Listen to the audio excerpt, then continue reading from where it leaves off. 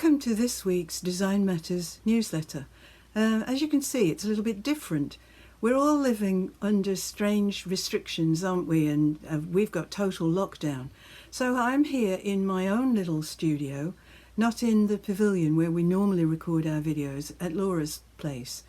But during these times, when we've got perhaps more time on our hands, we're not out and about as we normally are, you need a creative distraction more than ever before. So you can see behind me one of my hexagon quilts. English paper piecing, especially using hexagons, is one of my absolute all-time favourite techniques. I'd go as far as to call it a passion. And it's such a great way of using up all sorts of little bits and pieces. But while I was browsing the internet recently, you know, lots of galleries and exhibitions that we would normally do our best to attend aren't open to the public anymore. So there's increasingly loads of stuff, loads of inspirational exhibitions online. And I was looking at some of those and finding I was really drawn to those gorgeous rich quilts that used silk. And I thought, you know, I haven't pieced with silk myself for ages, and I have got fabrics. I've got fabrics that I've had for 20 years or so. And I used to get them little scraps and bits and pieces from a college that I worked from. And also we were lucky to have a shop nearby that made wedding dresses largely, saris and wedding dresses for Asian weddings. And of course, unless you're a patchworker, any of the scraps of fabric that you're left with after you've made some garment, they're no good to you. So they used to bag them up. And the great thing was, they would sell a bag of silk for about £1, you know, which is like nothing. So I have got lots of those. Some of my silks are embroidered, some have metallic embellishments on them. Some of them are rich and slubby and others smoother. But I've got quite a collection.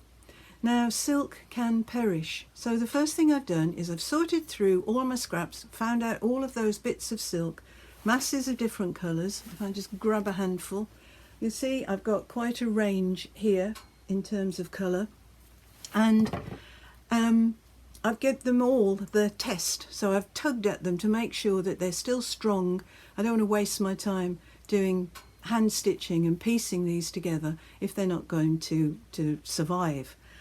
And I bought some time ago some ready cut, whoops, nearly dropped the lot, some ready cut paper templates that they're die cut, and you can buy those over the internet, save yourself hours of fun drawing them out and cutting them out yourself.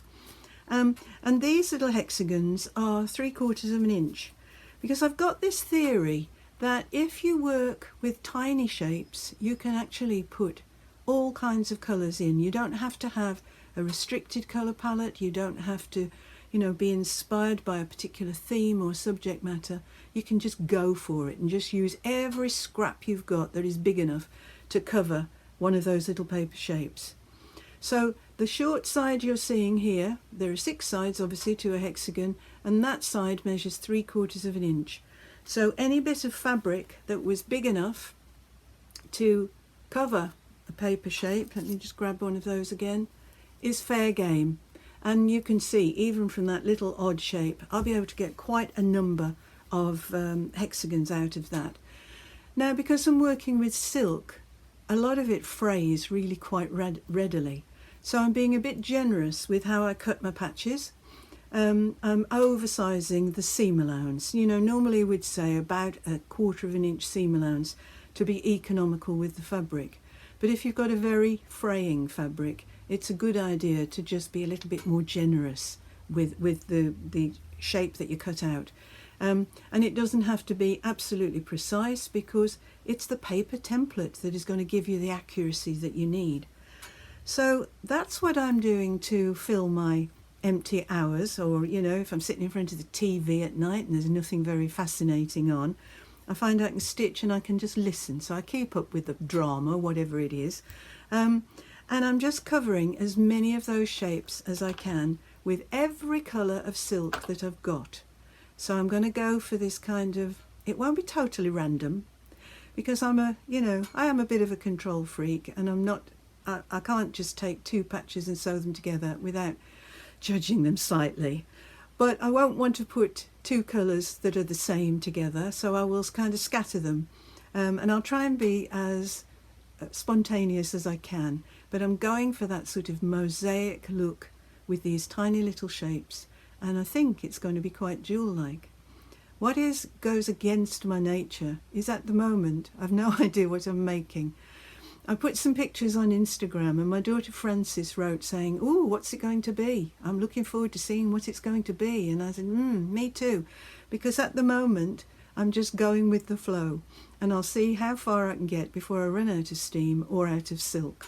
So I hope you'll follow my progress, and maybe you too will be inclined to look through your scraps and find a bit of something that you can do leisurely, slow stitching, therapy during lockdown. So thanks for reading our newsletter today. We'll be back very soon.